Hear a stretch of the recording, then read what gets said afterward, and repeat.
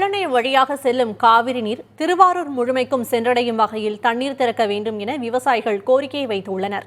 இதுகுறித்த கூடுதல் தகவல்களை நமது செய்தியாளர் மாதவன் வழங்க கேட்கலாம்.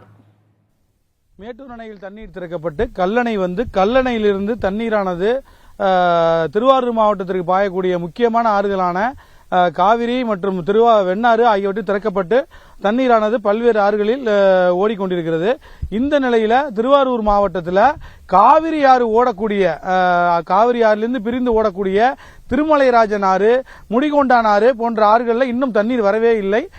முழு கொள்ளளவை 9,000 கனஅடிக்கு மேல் முழு கொள்ளளவு எடுத்த பிறகும் இன்னும் தண்ணீர் வரவில்லை. அதற்கு பல்வேறு இடங்களில் கட்டுமான பணிகள் நடைபெற்று வருவதால் தான் இந்த தண்ணீர் வருகை தாமதமாகிறது என விவசாயிகள் தரப்பில் கூறுகிறார்கள். அதே சமயத்தில் அதிகாரிகள் தரப்பில் கேட்டபொழுது அவையெல்லாம் நிரந்தர பணிகள், தற்பொழுது தண்ணீர் வந்ததால் அவைகள் அந்த பணிகள் நிறைவடைந்து விட்டன என தெரிவிக்கிறார்கள். மேலும் தற்பொழுது மேட்டூர் அணைகளுடைய நீர்வரத்து குறைந்து வினாடிக்கு 10,000 கனஅடி தான் தண்ணீர் திறக்கப்படுகிறது.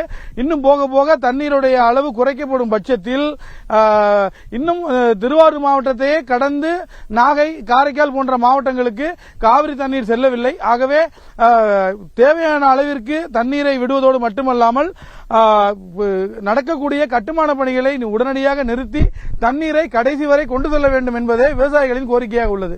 புதிய தலைமுறைக்காக ஒளிப்பதிவாளர் டேவிட்டுடன் மாதவன் குருநாதன்.